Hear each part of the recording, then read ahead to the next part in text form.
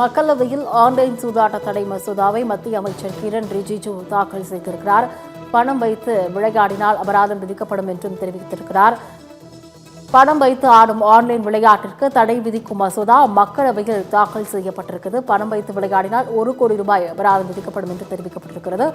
Online விளையாட்டுகளை ஒழுங்குபடுத்தும் மசோதாவிற்கு மத்திய அமைச்சரவை ஒப்புதல் அளித்த நிலையில் இன்று தாக்கல் செய்யப்பட்டிருக்கிறது. பணம் வைத்து விளையாடினால் ₹1 கோடி அபராதம் விதிக்கப்படும் என்று தெரிவிக்கப்பட்டிருக்கிறது.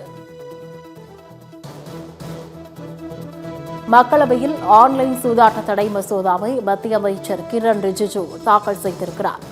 பணம் வைத்து விளையாடினால் ₹1 கோடி அபராதம் விதிக்கப்படும் என்று தெரிவித்திருக்கிறார். ₹1 கோடி அபராதம் விதிக்கப்படும் என்று மக்களவையில் கிரண் ரிஜிஜு தெரிவித்திருக்கிறார். மக்களவையில் ஆன்லைன் சூதாட்ட தடை மசோதாவை மத்திய அமைச்சர் கிரண் ரிஜிஜு தாக்கல் செய்திருக்கிறார். விவரங்களோடு இணைகிறார் செய்தியாளர் மித்ரன். விவரங்கள். வணக்கம் ரிஜி.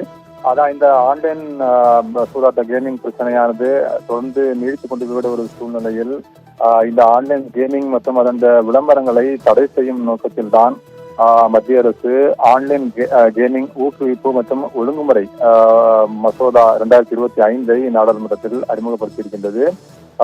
இதை பொறுத்தவரையில் ஆன்லைன் கேமிங் இது போன்ற ஆன்லைன் கேமிங் சேவைகளை வழங்கக்கூடிய அந்த இதுகளுக்கு 3 ஆண்டுகள் வரை சிறை தண்டனை விதிக்கப்படும் என்பது ஒரு முக்கியமான விஷயமாகும்.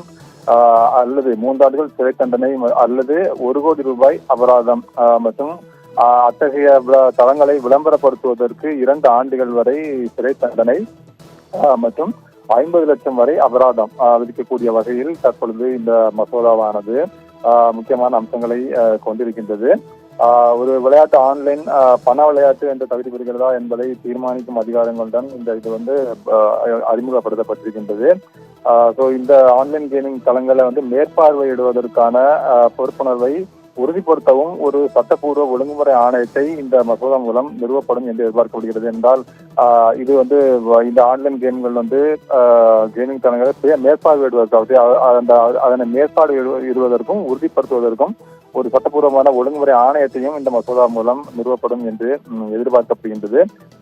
வங்கிகள் மற்றும் நிதி நிறுவனங்கள் உண்மையான பண ஆன்லைன் விளையாட்டுகளுடன் தொடர்புடைய நிதிகளை செயலாக்குவதிலிருந்தோ அல்லது மாற்றுவதிலிருந்தோ தடை செய்யப்படும் என்று தெரிவிக்கப்பட்டிருக்கின்றது. இந்த நிலையில் தான் தற்பொழுது இந்த ஆன்லைன் கேமிங்கை ஒழுங்குபடுத்துவது தொடர்பாகத்தான் இந்த மசோதாவானது தாக்கல் செய்யப்பட்டிருக்கின்றது. ஆன்லைன் கேமிங்கை ஒழுங்குபடுத்துதல், அதே போல போதைப் பொருள் மற்றும் மனநல பிரச்சனைகளை தடுப்பது. என்றால் இந்த ஆன்லைன் விளையாட்டுகளில் அடிமையாகி பல மனநல பிரச்சனைகளுக்கு ஆளாவதாகவும் ஒரு குற்றச்சாட்டுக்கூடிய சூழ்நிலையில் இது போன்ற கேம்களை ஒழுங்குபடுத்துவதற்கும் மனநல பிரச்சனைகளை தடுப்பதற்கும் பண மோசடி நடைபெறுவதை தடுப்பதற்கும் பயங்கரவாத நிதியுதவியை தடுப்பதற்கும் இந்த மசோதா ஒரு முக்கியமான நோக்கமாக கொண்டு தாக்கல் செய்யப்படுவதாக பார்க்கப்படுகின்றது. இந்த ஆன்லைன் கேம்களால் இதுபோன்ற பல பிரச்சனைகள் இருக்கின்றன என்பதுதான் அனைவரும் அறிந்த ஒன்றுதான். நான் பார்த்தது போல மனநல பிரச்சனைகள், அதுபோல பண மோசடி பிரச்சனைகள், பயங்கரவாதத்துக்கு நிதியுதவி அளிப்பது போன்ற பிரச்சனைகள் என இந்த விவகாரங்கள் இருக்கக்கூடிய ஒரு சூழ்நிலையில் தான் இதனை ஒழுங்குபடுத்த வேண்டும் என்கின்ற அடிப்படையில் தற்பொழுது இந்த மசோதாவானது தாக்கல் செய்யப்பட்டிருக்கின்றது. அதை நான் பார்த்தது போல இது போன்ற இதுல பிடிக்கப்படும் பொழுது 3 ஆண்டுகள் வரை சிறை தண்டனை அது மட்டுமில்லாமல் ₹1 கோடி அபராதம் விதிக்கும் வகையில் உள்ளது. அந்த தளங்களை இதுபோன்ற ஆன்லைன் கேமிங் தளங்களை விளம்பரப்படுத்துவதற்கும் 2 ஆண்டுகள் வரை சிறை தண்டனை மற்றும் 50 லட்சம் அபராதம் வரை வைக்கக்கூடிய வகையில் மசோதாவானது தாக்கல் செய்யப்பட்டிருக்கின்றது.